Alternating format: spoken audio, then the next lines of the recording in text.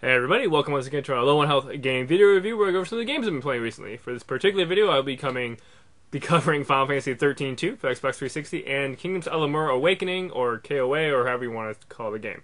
First off, let's go ahead and do 13-2. I will be a Sturge opponent to I hated Final Fantasy 13 so much that I stopped playing it probably after 6 or 8 hours. Basically, at I think the 60 achievement point mark, which is a certain chapter break, you'll notice all your Xbox Live friends who gave up on Final Fantasy 13 all have up to that amount.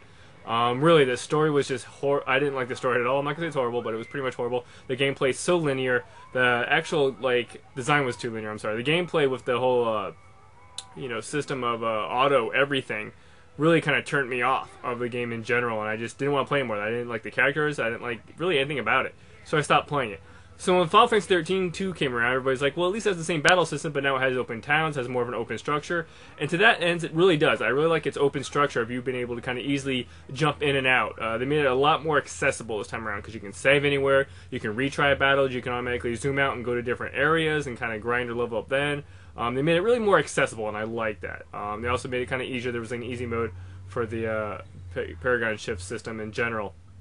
But I also like that there's only two main characters. Mainly Noel is kind of my favorite one because he kind of gives you a Sora and Riku vibe from Final Fantasy, from Kingdom Hearts, and I really do like that kind of character and character design in general. So a solid game overall. I was definitely more impressed with it than I was the other one. I liked it more. Isn't to say it's a great game. The kind of Golden Saucer Casino thing was a big ripoff. A lot of its DLC, which is F that. And the problem is a lot of this game is going really hardcore DLC. With the very end of the game, spoiler I guess, ends with a to be continued. You basically see Lightning on a throne. Is she dead? Is she not dead? Who knows? Lightning's not even playable in the game. She basically narrates the whole thing. So her being in all the advertisements and the cover art and everything is kind of funny in itself. But yeah, it ended with to be continued, and I thought that was just bullshit how they're trying to do DLC for the main story. And it's really, the plot has a lot of just, I guess with time travel you can have a lot of plot holes and it's no big deal. But I just really didn't enjoy some of the characters being reintroduced and just how they would get there. It's a lot of time traveling going around. They really just kind of leave it up in the air, which I imagine now is actually just their big grand plan to make it DLC, which is just bullshit. So, I enjoyed it more than the first one. Combat is a little bit easier to kind of digest this time, so, whatever. Moving on here, I'm going to talk about Kingdoms of Amalur. Now, what I'm going to do real quick is I'm going to cite this guy's video review, Angry Joe. This was referred to me by Sarah, in which case this guy's review is just awesome. I'm going to go ahead and just play some of it down here real quick. This guy's production value is just amazing. And I do want to recommend, if you're going to play Kingdom of Amalur, definitely give this guy's review up first.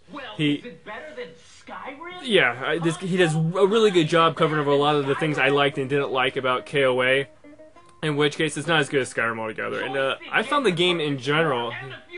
Yeah, joystick is bullshit to begin with. Anyway, watch this guy review. It's really, really good. It's very detailed. I really agree with him on a lot of things. I just didn't really enjoy the game that much. It was too generic. It has a very MMORPG feel to it, where everything's kind of just smushed out and flat out, and it just... Everybody's like, oh, the combat system's great. It's like, yeah, it's kind of a refined Fable system for combat-wise. Overall design is very strict, very linear, very kind of cookie-cutter. I really couldn't get behind it. And the thing is, too, a lot of people are like, oh, the main campaign will take you at least 20 hours. I did it in 10. And granted, there's different difficulty levels, and I was playing on easy, but I was still able to beat the game in 10 hours, the main quest. And I was just kind of mad at that point. And they're like, there's a bunch of side quests. Who cares about the side quests? They're kind of just all meandering. You really don't even remember some of the... I mean, a lot of people are saying it has no lasting power. I can't honestly name any of the characters or places out of this game. I mean, it's like, Skyrim, you can still kind of easily remember Ulrich and freaking, Riften or whatever your favorite town was, Winterhold or whatever it was. But this game, I just didn't really enjoy it. It was just, like I said, really too cookie-cutter. I didn't really like the world where you have these fate weavers that tells everybody there's fortune, and if it's their fate to do something or not, and when they're going to die, and everybody's just kind of resigned to it. It's like, I can't do that. It's not my fate. And they don't know to find, go out of the way to maybe find somebody whose fate it is to do it. It's just very stupid. Everybody's just kind of resigned their lives. And I just think that's a really stupid plot device. But, whatever, to each their own. A lot of people will play it and like it because I haven't played other games. I will once again always say there's a lot of better RPGs out there, and the best closest one I can relate this to is Divinity 2. Ergo Dragos, which is just awesome because it has fucking mind reading, which is just funny and hilarious, and playable dragon parts. Where you play as a dragon, you fly around fortresses and do dragon stuff, which is just awesome. That kind of reminds me of what this game is, but this game is just really kind of on par, or even maybe become a subpar. Just really too vanilla, but it's really kind of about it for those two games. As always, let me know what you think, and of course read the descriptions below if you don't want to watch the videos, in which case too late now, you watch the video. So as always, thank you for watching, and I'll catch you next time.